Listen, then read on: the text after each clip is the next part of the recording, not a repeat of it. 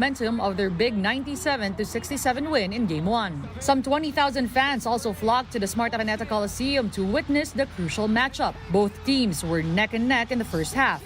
But come the third quarter, the Archers started to get going and pull away. Through their stifling defense, UP was limited to just 11 points each in the third and fourth quarters of the game. This was what the Archers needed to establish a 20-plus point lead the rest of the game. Final 82-60 for the Taft boys. Francis Escandor led the way for the Archers with a game-high 14 points. He was backstopped by Ivan Nelly, who put up an all-around game despite an off-shooting night. Nelly finished with 4 points, 12 rebounds, 10 assists, and 5 steals.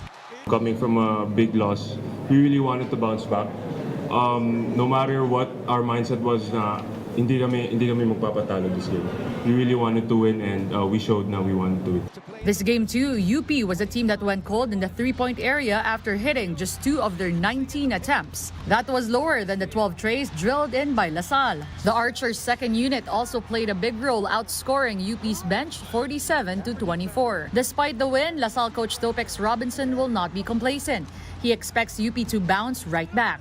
Winning a championship is going to be hard. Playing against the top college team in the country right now is going to be hard. There's going to be a lot of work. We know UP is going to come out with guns blazing. Ang sa amin pa lang, again, is we always focus on us. We don't know what UP will do, but we know what we will do. The new kings of UAP men's hoops will be crowned on Wednesday when UP and LaSalle face off at the Smart Araneta Coliseum. That game will be at 6 p.m. Like their male counterparts, the UAP Season 86 Women's Basketball Tournament will also go the distance. 7-time defending champion NU Lady Bulldogs forced a deciding Game 3 after a tight win over the UST Growling Tigresses 72-70. 2 missed free throws from Camille Clarin enabled the Tigresses to tie or win the game. But Kent Pastrana missed the jumper that could have forced overtime. Clarin led the Lady Bulldogs with 18 points and 8 assists. The win keeps NU's hopes of winning an 8th straight title alive. Game 3 is also on Wednesday at 12 noon at the Smart Araneta Coliseum.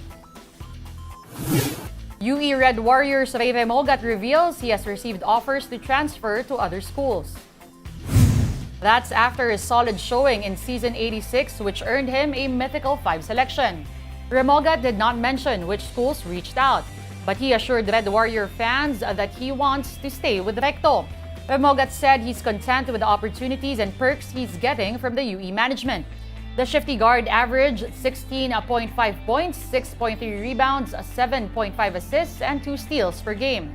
Unfortunately, the Red Warriors were not able to advance to the Final Four. This is the game on One News Now. We're pausing for a quick breather. Be back in a bit.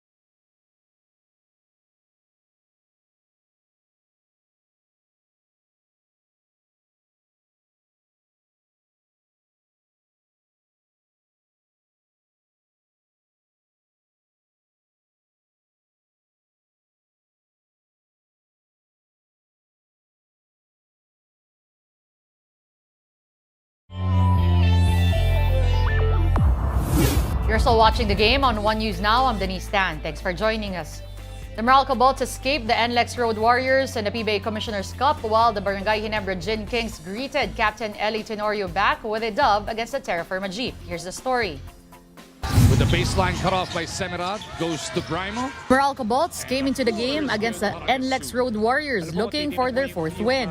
And they were aggressive from the beginning, quickly establishing a double-digit lead on the Road Warriors. But come the fourth quarter, NLEX staged a big rally to erase a 20-point deficit and make the game interesting. Don for the tie! With the game tied at 94, Chris Banquero bailed the Bolts out with a clutch floater with less than 3 seconds left. Banquero with some daylight. Yes! Chris Banquero! NLEX then committed a turnover on the other end, which then secured the win for Meralco. Final score 94-97.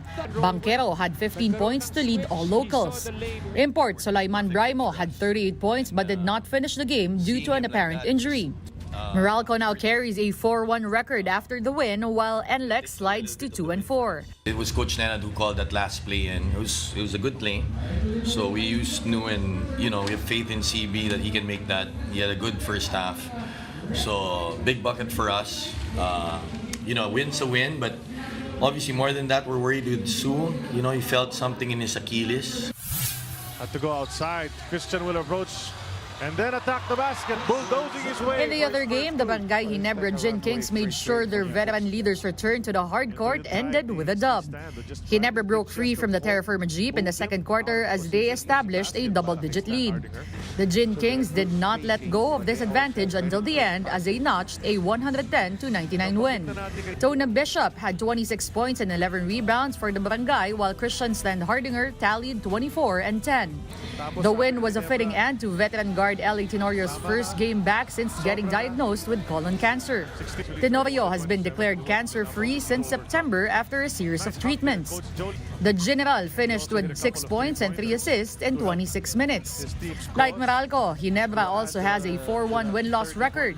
Still a work in progress. I believe. We're still struggling a little bit with our execution at times. But Mav has been out of this world. Tony is still trying to figure out, he feels like he needs to dominate. He doesn't have to dominate. So he feels like he has to play perfect basketball, and he doesn't need to with this team. So I think he's adjusting to that, and I think he'll get better and better as he goes along. PBA action resumes on Wednesday at the PhilSports Arena. The Converge Fiber Xers will look for their first win against the Northport Batampier at 4 p.m. Then at 8 p.m., the Blackwater Bossing will take on the undefeated Magnolia Hotshots. A dozen activists held a die-in in front of a Paris 2024 official store. They are denouncing what they say are the negative social and environmental impact of the Olympics. More from this Reuters video.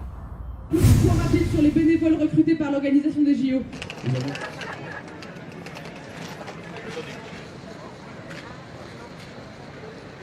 Sport qui sert les intérêts des grandes marques. Des étudiants et étudiantes Crous qui vont être relogés, comme dit le gouvernement.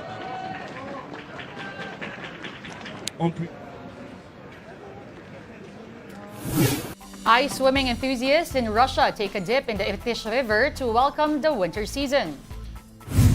Dozens of locals from the Siberian city of Omsk gathered at the bank of the river to participate in the amateur race. It's simple, brave the 3-degree Celsius waters with the air temperature hovering around 0 degrees.